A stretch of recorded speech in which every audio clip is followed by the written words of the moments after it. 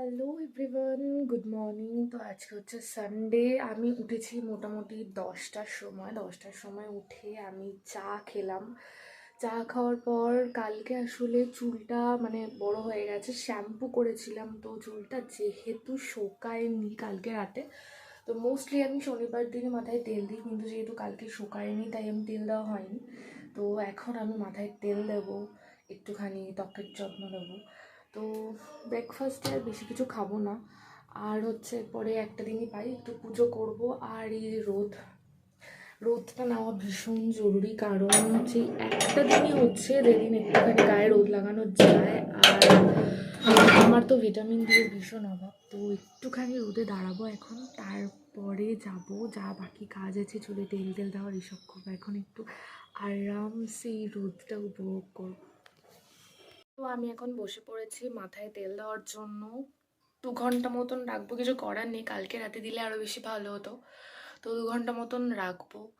আর এই যে আমি যে হেয়ার অয়েলটা ইউজ করি সেটা হচ্ছে মামাস আর্থের অনিয়ন হেয়ার অয়েল। আমার হেয়ার অয়েল অ্যাকচুয়ালি চেঞ্জ হতে থাকে, তবে এটা খুব শ্যুট করছে। আর এটাতে হেয়ার ফলটাও কম হচ্ছে, চুলটা কিন্তু অনেকটাই লম্বা হয়ে গেছে আমার। তো যাই হোক, এখন হচ্ছে মাথায় তেল দিয়ে 2 ঘন্টা মতন রাখবো। আর তারপরে গিয়ে স্নান করব, পুজো করব, খাবো। তো চলো মাথায় তেলটা দিয়ে নিই। তো পুজো দেওয়া হয়ে গেছে। পুজোতে আজকে একটুখানি ধুনো দিয়েছিলাম, বেশ ধুনো ধুনো গন্ধ দিয়ে বেশ ভালোই লাগছিল। তো পুজো দেওয়া এখন হয়ে গেছে, এরপরে আমি বসবো লাঞ্চ করতে, প্রায় 3টে বেজে গেল। তো এখন করব লাঞ্চ। লাঞ্চে হচ্ছে কি কি আছে দেখি, এই যে ডিমের ঝোল আছে, ডিমেরই ঝোল।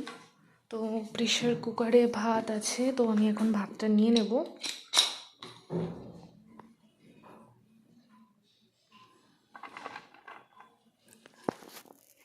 আমার পরিমাণ মতন ভাত আমি নিয়ে নিয়েছি, এটা একটু স্প্রেড করা আছে বলে বেশি লাগছে, ভেবো না আমি এত বেশি খাই। যাই হোক, আর এই যে ডিমের ঝোল আর ভাত দিয়ে এখন এই বেলার ডান, এই বেলার লাঞ্চ। তো চলো খেয়ে নিই এখন। এদিকে আমার আর মায়ের দুজনে কিন্তু মানি প্ল্যান্ট খুবই প্রিয়।